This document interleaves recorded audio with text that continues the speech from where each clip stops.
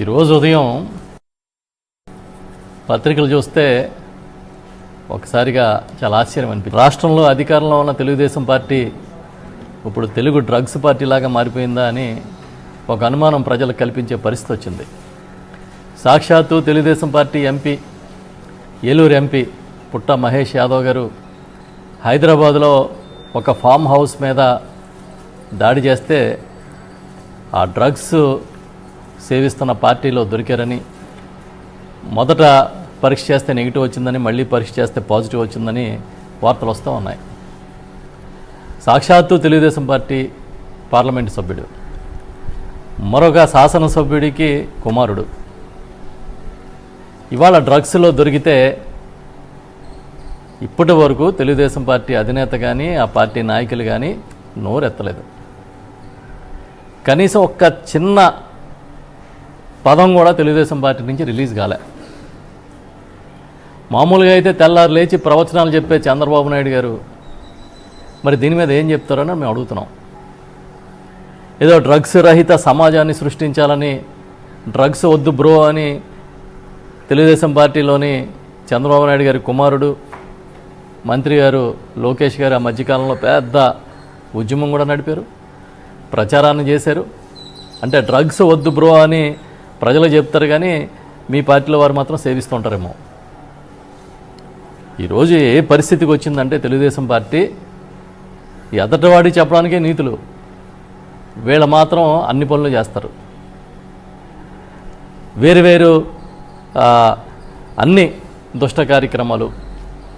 ఒక ఆయనేమో ఒక రాసలీల వీడియోలో దొరుకుతాడు, ఇంకొక ఆయనేమో అసభ్యంగా ప్రవర్తించి మహిళల పట్ల వారు దొరుకుతారు, గంజాయితో దొరుకుతారు, ఈ పక్కనేమో డ్రగ్స్తో దొరుకుతారు. అయినా సరే పార్టీ పరంగా కానీ ప్రభుత్వ పరంగా కానీ ఎలాంటి స్పందన ఉండదు. ఆ మధ్యకాలంలో అసెంబ్లీలో హోంమంత్రి గారు అనిత గారు అయితే డ్రగ్స్ రహితంగా, గంజాయి రహితంగా ఆంధ్రప్రదేశ్ని సృష్టిస్తున్నామని చెప్పారు. ఆవిడ స్టేట్మెంట్ ఇచ్చిన 10 రోజులు గడవకుండానే తెలంగాణలో కాదు ఆంధ్రప్రదేశ్లో కూడా డ్రగ్స్ దొరికినాయి, గంజాయి దొరికింది. చంద్రబాబు నాయుడు గారి సొంత జిల్లా ఈ మధ్యకాలంలో ఆ జిల్లా నుంచి విడిపోయి మదనపల్లి జిల్లా అయింది. ఆ మదనపల్లి జిల్లాలో ఒక యువకుడు గంజాయి సేవించి 6 ఏళ్ల బాలికని అత్యాచారం చేస్తే దిక్కుముక్కు లేదు. తర్వాత అతనే ఏదో సూసైడ్ చేసుకుని చనిపోయాడని చెప్తున్నారు. కుప్పంలో గంజాయి దొరికింది. సాక్షాత్తు ఇబ్రహీంపట్నం దగ్గర చంద్రబాబు నాయుడు గారి నివాసానికి చాలా దగ్గరలోనే, సమీపంలోనే ఒక 47 కోట్ల విలువైన డ్రగ్స్ దొరికాయని వార్తలు వస్తున్నాయి. మరి పోలీసులు ఏం చేస్తున్నారు? రెడ్ బుక్ రాజ్యాంగాన్ని అమలు చేయడంలో బిజీగా ఉంటున్నారు. తప్పుడు కేసులు కట్టడంలోని ఎమ్మెల్యేలకి, ఈ ఎంపీలకి, వాళ్ళకి అనుచరులుగా ప్రవర్తిస్తూ తప్పుడు కేసులు కట్టడంలో బిజీగా ఉన్నట్టున్నారు. ఈ రాష్ట్రంలో శాంతి భద్రతలను గాలికి వదిలేశాడు చంద్రబాబు నాయుడు గారు కానీ వారి ప్రభుత్వం కానీ.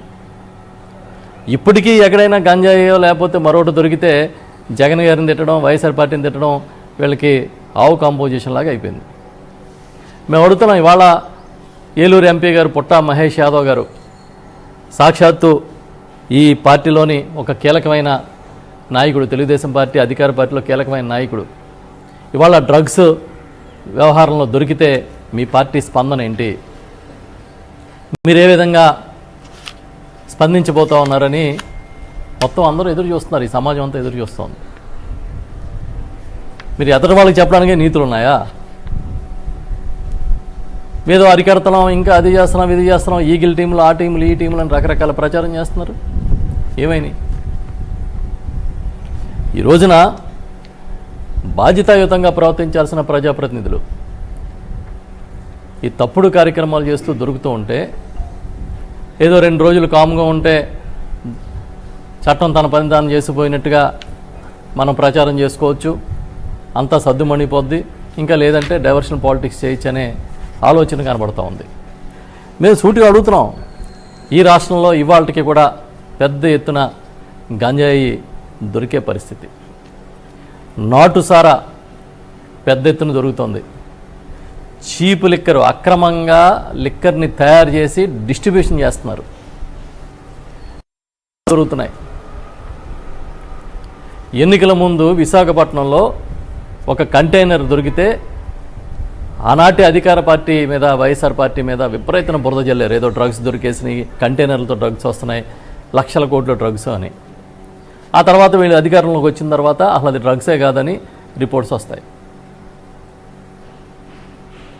అంటే మీకున్న ప్రచార ఆ శక్తితో ఏదైతే పబ్లిసిటీ చేసుకోగలుగుతారో దాంతో నడిపిస్తూ ఉన్నారు. వాళ్ళ పబ్లిసిటీకి రియాలిటీకి ఎంత తేడా ఉంది అంటే, మీ సాక్షాత్తు మీ ఎంపీలు, మీ శాసనసభ్యులు ఎలా దొరుకుతున్నారో ఆ వ్యవహారాలే ఒక పచ్చి ఉదాహరణ. మేము చూస్తూ ఉన్నాం, ఎదురు చూస్తున్నాం, చూద్దాం మీరు దీని మీద ఎలా స్పందిస్తారా అని. ఆ మధ్య ఆ TV5 బాగోతం చూసాం, అంతకుముందు ఇంకో శాసనసభ్యుడు బాగోతం చూసాం.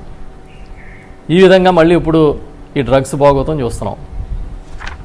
ఊరికి నోరు ఉంది కదా, చూపించే ఛానల్స్ ఉన్నాయి, చెబితే రాసే పత్రికలు ఉన్నాయని అడ్డగోలుగా మాట్లాడడం, అడ్డగోలుగా రాయడం, అడ్డగోలుగా చూపించడం.